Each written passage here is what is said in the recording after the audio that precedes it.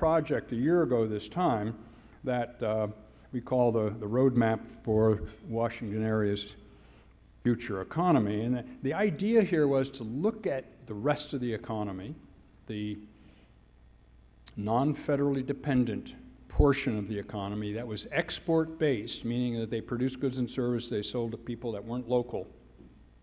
Could be global, but just not local, so that the income from those sales came back into the economy, like the tax dollars that had been coming back into this economy to be used for federal contracting and spent locally.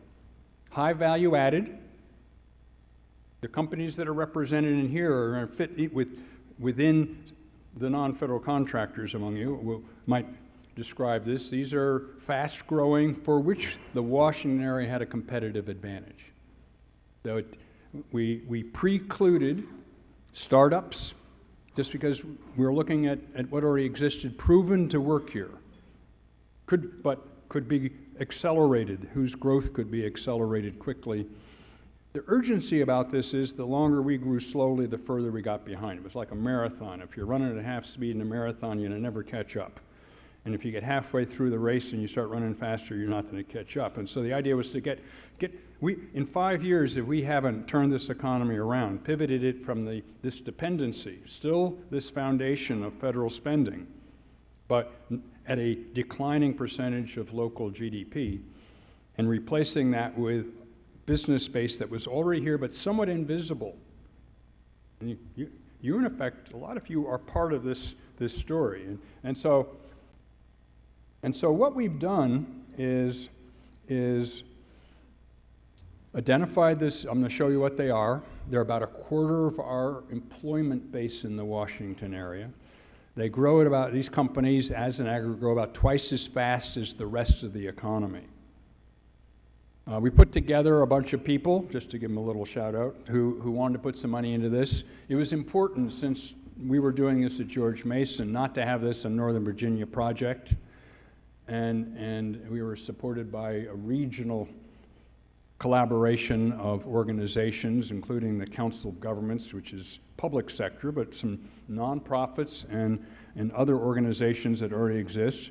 I recruited a group from the University of Maryland, American University, to come work with us so that we could say we have a regional approach, and it's worked out.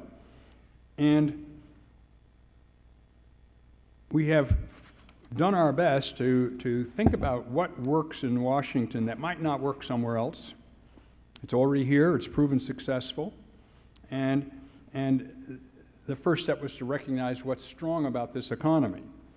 And you could have your own list, but it was important, as we talk about this to other people, not to reject the federal government as being an important part of the story. It's just not going to be the funding part as much, but it has other roles. And then we could run through the list. You could have a little different list. But there are uniquenesses that distinguish the Washington area from other places that may be attractive to business investment, internationally or nationally. The federal government piece of this is an interesting story. Can't see so well from here. I was looking to see if some things got washed out. But this is just impressionistic. If you think of all the things the federal government does that you might relate to without having a contract, for me it's information. This is the best place in the world to get economic information, for sure. I used to just call people up and they'd read me the numbers over the phone. Now we email. But, in the old days, you could actually walk into a federal agency and say, now I'm really interested in what's behind your unemployment numbers, and they'd go to their drawer and pull it out. You had to come here to do that and also know who to talk to. Being here was pretty important.